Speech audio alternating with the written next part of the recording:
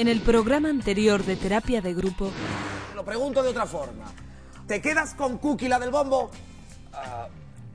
Yo eso tengo que consultarlo con mi madre. Vaya por Dios. Que sí, hombre, que sí. Que la última vez que quise llevar para casa un hámster, ¿tú sabes la que montó? Pues imagínate si lleva un crío.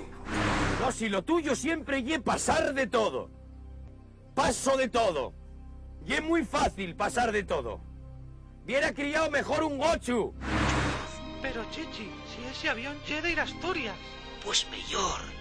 Esa é unha compañía celta percuriosa. Ya verás que bien. Ponerte un pinchín de chorizo y después una peliculina de Chuck Norris. Y al despegar suena la Asturias patria querida. ¿Qué más quieres, fía? ¿Qué pasará con nos?